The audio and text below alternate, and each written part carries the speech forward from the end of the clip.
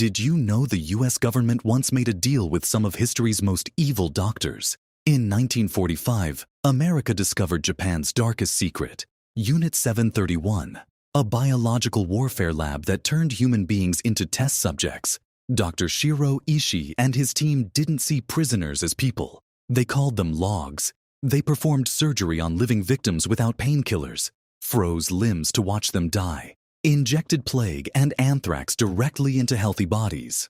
Over 10,000 people were murdered in the name of science. When Japan surrendered, these war criminals should have faced justice.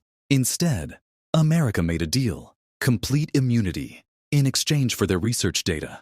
Every doctor walked free. Every experiment was classified. Every victim forgotten.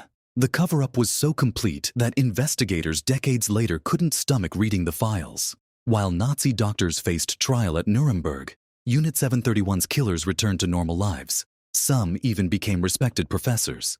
The world's most disturbing medical experiments were buried by the very country that fought for justice. This deal with the devil stayed secret for 50 years.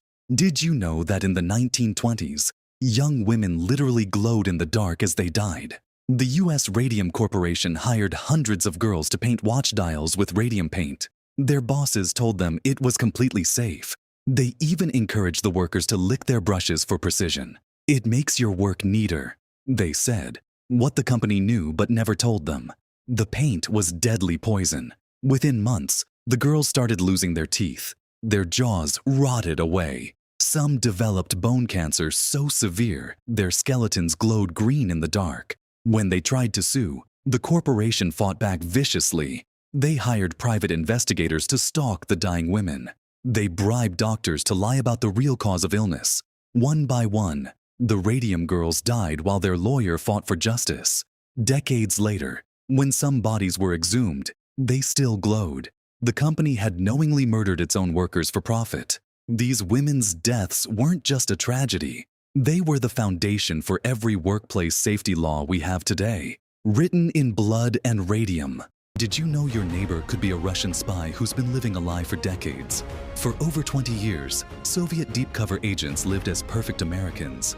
They coached Little League, attended PTA meetings, barbecued on weekends. But at night, they photographed nuclear secrets.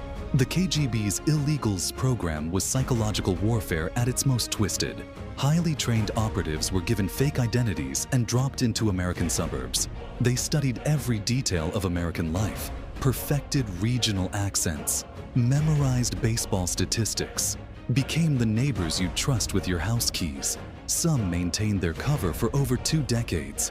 The psychological toll was devastating. They couldn't contact their real families back in Russia.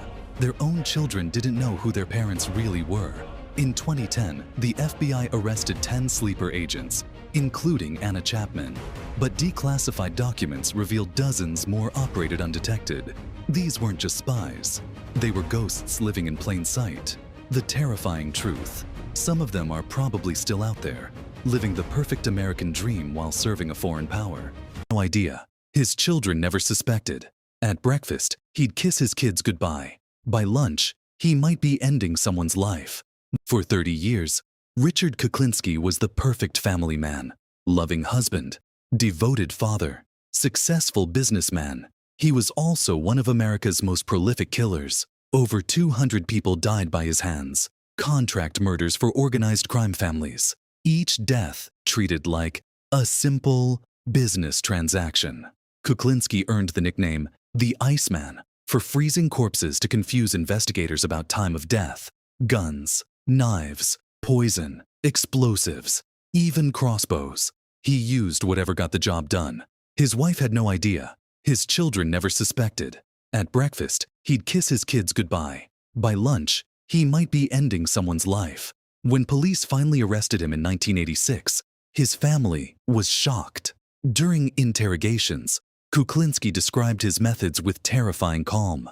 No emotion, no remorse. He felt nothing when he killed. The most chilling part wasn't his brutality. It was his ability to switch between 2 completely different lives. Loving father in the morning, cold-blooded killer in the afternoon. For 3 decades, nobody knew they were living with a monster.